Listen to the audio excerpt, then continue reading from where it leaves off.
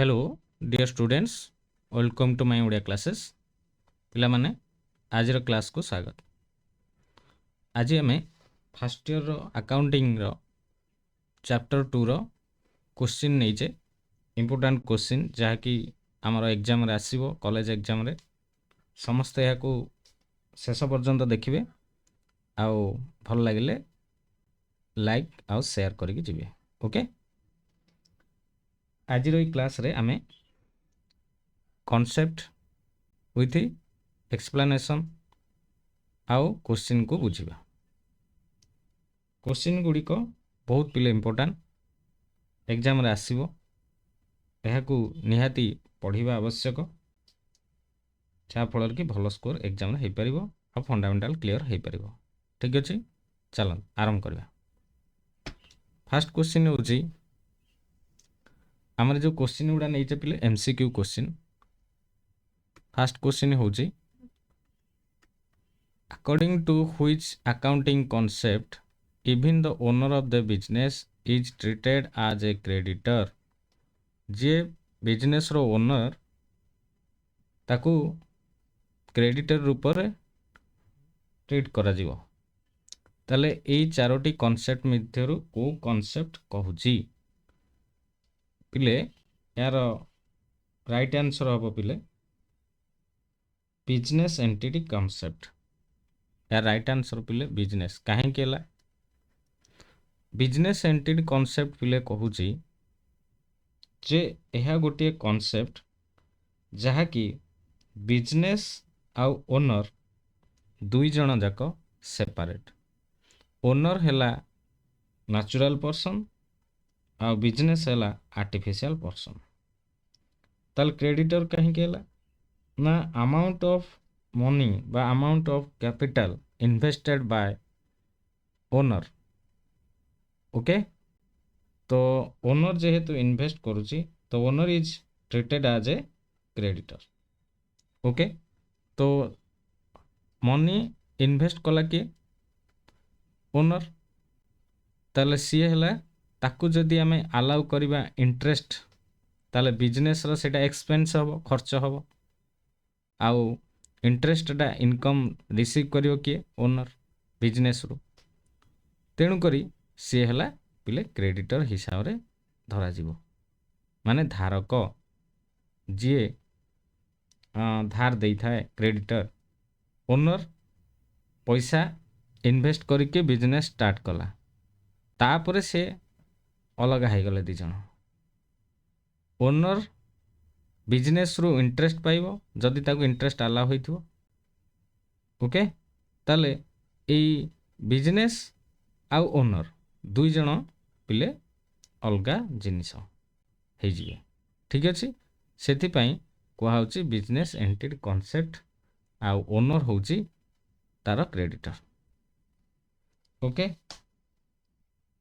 तो money measurement concept कौन ना मनी मेजरमेंट कॉन्सेप्ट होची only those business transaction and event which are expressed in monetary terms. पिले जो गुडी को मॉनिटरी टर्म्स रे आसीबे सेटा हला मनी मेजरमेंट कॉन्सेप्ट। ठीक अछि, आ जो गुडा मॉनिटरी नुहे मनी मेजरमेंट कॉन्सेप्ट रे जीवो ना। यार डिटेल्स वीडियो पिले हमर एप्लीकेशन रे क्लास होची my Odia classes application. My Odia classes एटा को प्ले स्टोर रो डाउनलोड करनेबे आउ मिनिमम फीस देकी पढ़िबे। पूरा वर्षुटे कॉन्सेप्ट क्लियर हो जिवे। एप्लीकेशन रे मु क्लास नउची हमर paid class Etah my Odia classes रे पेड क्लास रहिबो। एप्लीकेशन रे थ्योरी पढ़ा जाउची, या को भल से बुझी परिबो। ओके, तो आमे ए जो कॉन्सेप्ट गुडा को आमे भल से पढ़िबा सेतिरे। आ एटा जस्ट मु केवल तुम मानको कहि दोची टिके मने पकई दोची। गोइंग कंसर्न कॉन्सेप्ट कौन ना आमे जानिमा जे एई कॉन्सेप्ट अंडर रे business will exist for a longer period of time. Going concern concept कहूची आमे जो बिजनेस करिबा केवल सीमित समय पे करबानी, ଆମେ ଗୋଟେ ଗୋଇଂ କନସର୍ନ ଅଧିକ ଦିନ ପାଇଁ କରିବା। ବୁଝିପାରିଲ ନା? ଓକେ। ଯଦି ବିଜନେସ୍ର ତମେ ଏଣ୍ଡ କରିଦେବ, ଏଣ୍ଡ ଗୋଟେ ଲକ୍ଷ୍ୟ ରଖିବ, ପିଲେ ସେଇଠି ବିଜନେସ୍ ଡାଉନ୍ ହେବା ଆରମ୍ଭ ହେବ। ସବୁବେଳେ ବିଜନେସ୍ଟା ଗୋଇଂ କନସର୍ନରେ ରହିବା ଦରକାର। ଏଥିପାଇଁ ପିଲେ 24 ଆୱାର୍ସର କାମ ବି କରୁଛନ୍ତି ଗୋଟେ ବିଜନେସ୍ ଅର୍ଗାନାଇଜେସନ୍। ଓକେ, ଦିନ ସାରା କାମ ହେଉଛି, ରାତି ସାରା ବି କାମ ଚାଲିଛି ପିଲେ। ଗୋଇଂ କନସର୍ନ କନସେପ୍ଟ ସେଥିପାଇଁ କହିଲା। ଆକାଉଣ୍ଟିଂ ପିରିୟଡ଼ କନସେପ୍ଟ କ'ଣ? ଆକାଉଣ୍ଟିଂ ପିରିୟଡ଼ କନସେପ୍ଟ ହେଲା ଯେ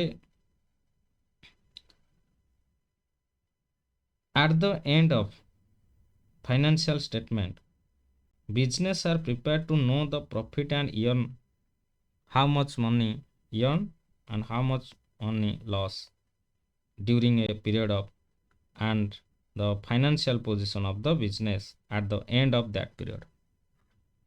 गोटे पीरियड भितर आमर अकाउंटिंग पीरियड गोटे अच्छी। ये अकाउंटिंग पीरियड भितर सी केते प्रॉफिट करिछि ना केते लॉस करिछि ताकू जानिया पे आमर अकाउंटिंग पीरियड कॉन्सेप्टटा कुहे। ठीक अछि। क्वेश्चन नंबर 1 रो बुझिएला। बिजनेस एंटिटी कॉन्सेप्ट कौन? बिजनेस एंटिटी कॉन्सेप्ट है ओनर आ बिजनेस दुईटी अलग जिनिस। ये है ओनर आर्टिफिशियल पर्सन, बिजनेस है सॉरी भूल कहली, आमर ओनर है नेचुरल पर्सन आउ बिजनेस है आर्टिफिशियल पर्सन, मनीष द्वारा तैयारी होइथिबा गोटे पर्सन है बिजनेस। मनीष ही तो तैयारी करबो ना, आ किए ताको बिजनेस करबो? भागवाल करिवे नहीं। तो मनीष तैयारी करथिबारु एहा होची गोटे आर्टिफिशियल पर्सन, आमर मनीष ओनर जी सी है नेचुरल पर्सन। ताले क्रेडिटर कहीं कहला ना आमर amount of money, amount of capital invested by the owner, तो सही अनुसार सी है क्रेडिटर। बिजनेस को सी किसी पैसा देला, सी है creditor. Okay, business entity concept से कहगला। क्लियर बुझीगला। सेकेंड क्वेश्चन जी, according to convention or conservatism, convention and of conservatism, contingent liabilities are shown in the balance sheet by way of footnotes. Depreciation is charged on fixed asset. Provision is made for bad and doubtful debits. Recorded is made for outstanding expenses. यार पिला answer कौन हम? यार answer पिले कौन हम? देखो यार आंसर पिले हम provision is made for bad and doubtful debits. Provision is made for bad and doubt माने कन्वेंशन और कंजर्वेटिज्म। आमर बिजनेस कला बेले पिले जो टर्म एंड कंडीशन कंजर्वेटिज्म पे रही ताहा bad and doubtful debits. Bad debits कौन? सपोज धरा जो जड़े सप्लायर बा जड़े कस्टमर बिजनेस रु किसी गुड्स परचेस कला क्रेडिट रे, से आउ क्रेडिटा दे पारानी, से क्रेडिट कौन है क्रेडिट रे परचेस कला, तो बिजनेस रु से कौन हम ना ताको क्रेडिटा भरणा कर पारला नहीं। बिजनेस ताको क्रेडिट रे देदेला किंतु ताठर आउ रिटर्न आसला नहीं, मनी बा प्रॉफिट आसला नहीं, से किंबा हनी हजिगला किंबा पलैला, ताठू कौन प्रकार प्रॉफिट आसबार माने रिटर्न आसबार चांस ना, सी है पिले बैड डेबिट्स। से कन्वेंशन एंड कंजर्वेटिज्म बिजनेस रो सेटा होची प्रोविजन पिले रही बैड डेबिट्स आउ डाउटफुल डेबिट्स। मन रख डाउटफुल डेबिट्स जोड़ा डाउट रोचे दबार, ओके दे पारिबेनी, एथिपाई कंजर्वेटिज्म अप्लाई करा जाउची। बुझीगला। नेक्स्ट जीवा थर्ड को।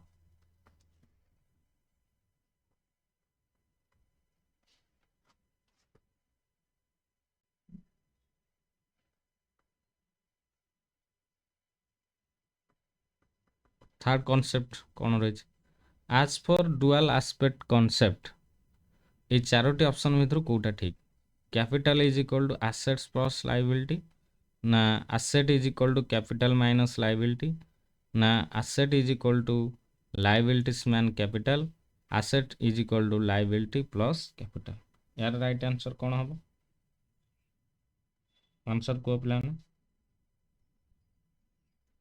पे ऑप्शन नंबर डी हम राइट आंसर एसेट्स हूँ लायबिलिटी आउ कैपिटल रो जोगफल लायबिलिटी रे कैपिटल ऐड कले आमर एसेट होटा हूँ dual aspect concept accounting okay चलो आगू जावा आईवी one of the following accounting concept conventions according to which contingent liability are shown in the balance sheet by way of footnotes footnotes रे contingent liability show करा जिवो okay को concept रे कुआ होछि एटा पिले हम जदि कहिबा convention of full disclosure convention of full disclosure convention of full disclosure जना पड़ला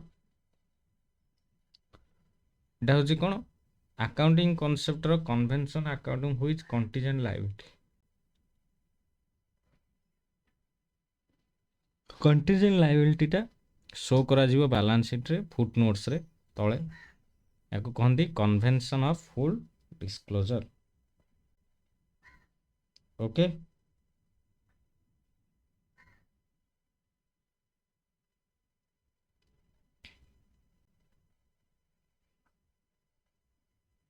अच्छा कंटीजेंट लायबिलिटी कौन देखो contingent liability are those liability which are which are which are which may or may not arise in future on the basis of a future event माने यह गोटे liability नुह किंतु लायबिलिटी कहा फ्यूचर हो पारे न हो पारे कंटीजेंट लायबिलिटी बोली सेमती किसी लायबिलिटी ना तो contingent liability shown in the balance sheet footnote रे देखा जिवो केवल को अकाउंटिंग कॉन्सेप्ट कहती फॉलोइंग अकाउंटिंग कॉन्सेप्ट सेटा कहती कन्वेंशन ऑफ फुल डिस्क्लोजर बुझी पारलो कन्वेंशन ऑफ फुल एटा गोटे कंटीजेंट लायबिलिटी नुहे केवल फ्यूचर रे may not arise okay guarantee given for bank को गुड़ाक contingent liability guarantee given for land loan disputed claims against the business एगुड़ा सब गुड़ाक कंटीजेंट लायबिलिटी आउ ए लायबिलिटी गुड़ाक है this liability are not shown in the balance sheet but are mentioned as a footnote in the balance sheet मन रख footnote रे देखा एगुड़ाक जेहेतु गोटे liability contingent liability refers to that liability obligation for which may or may not arise in future on the basis okay of a future event basis अनुसार यह घटी थाए कि न घटी थाए एटा होची कन्वेंशन ऑफ फुल डिस्क्लोजर रे एटा क्लियर हो पारिबो ओके डुअल एस्पेक्ट कॉन्सेप्ट हेनी कैन asset is equal to liabilities plus capital एटा कन्वेंशन मैटेरियलिटी हेनी गोइंग कंसर्न कॉन्सेप्ट हेनी एथरे जीवनी गोइंग कंसर्न एथरे कोठ आइला लायबिलिटी रे okay contingent liability convention of full disclosure हम तापर नेक्स्ट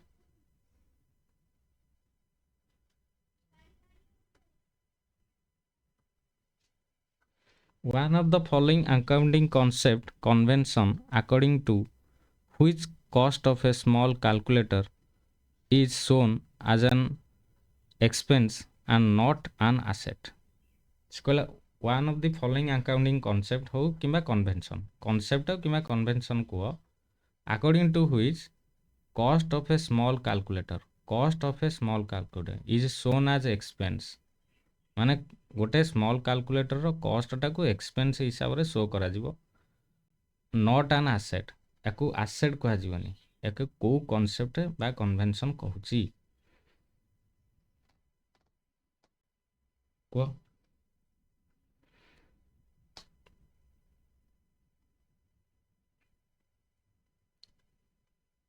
पिले कन्वेंशन ऑफ मटेरियलिटी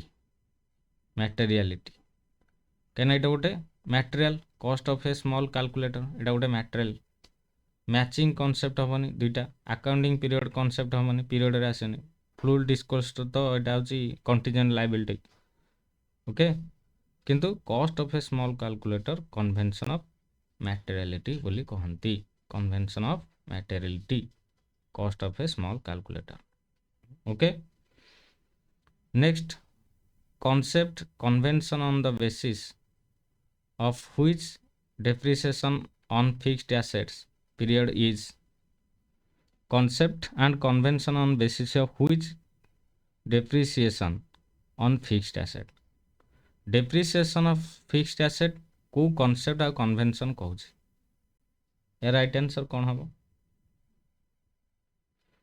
ले गोइंग कंसर्न कॉन्सेप्ट रे आसीबो हमर ओके इटा कोथरे आसीबो going concern concept going concern depreciation asset business entity रे हबनी फुल डिस्क्लोजर हबनी कंजर्वेटिज्म हबनी एटा डेप्रिसिएशन फिक्स्ड एसेट कथा कहले गोइंग कंसर्न हमरो गोटे एसेट रो डेप्रिसिएशन हो जाए गोटे एसेट जदि आमे ताकू 10,000 टଙ୍କା किଣିथिबा ताहा वर्षे पर तार भैल्यू 1,000 टଙ୍କା कमी जाए कि 800 टଙ୍କା कमी जाए जहाँ भी किसी कमी जाए एमती घटी घटी घटी घटी चले वर्ष वर्ष ताले एटा होची गोइंग कंसर्न कॉन्सेप्ट अनुसार आमर डेप्रिसिएशन ऑन फिक्स्ड एसेट आसूची क्लियर तापर आगु जा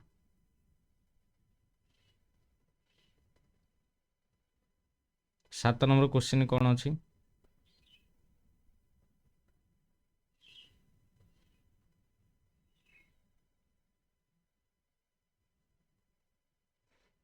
7 नंबर क्वेश्चन अच्छी principle of conservatism takes into account principle of conservatism takes into account all future profit and losses all future profit and losses okay not losses all future losses and not profit neither profit not losses of the future principle of conservatism कौन कहूँ principle of conservatism आर answer कौन हम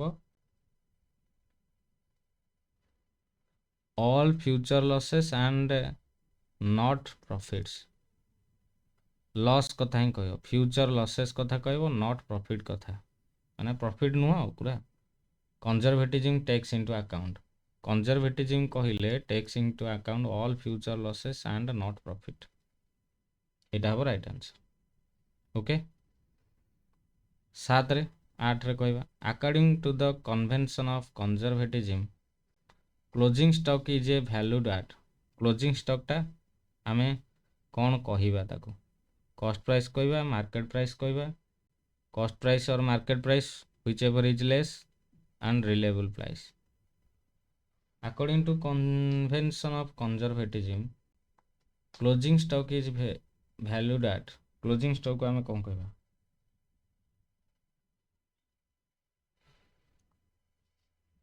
cost price or market price whichever is less cost price कि market price कहवा whichever is less बोली कह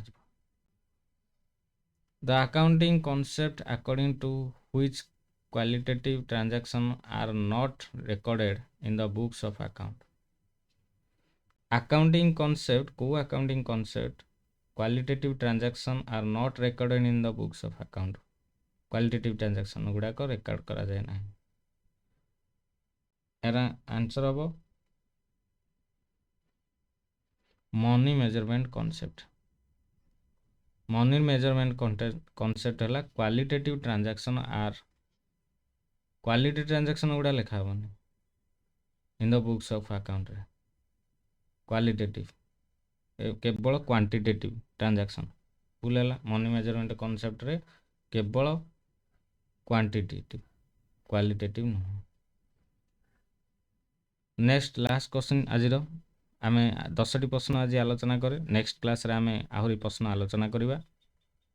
ଦ accounting convention according to which same accounting method should be follow each year is. ତାର ମାନେ କ'ଣ? ସବୁ ବର୍ଷ follow କରାଯିବ କେଉଁ କନଭେନସନ୍ ଅନୁସାରେ? ଏହାର ରାଇଟ୍ ଆନ୍ସର କ'ଣ ହେବ?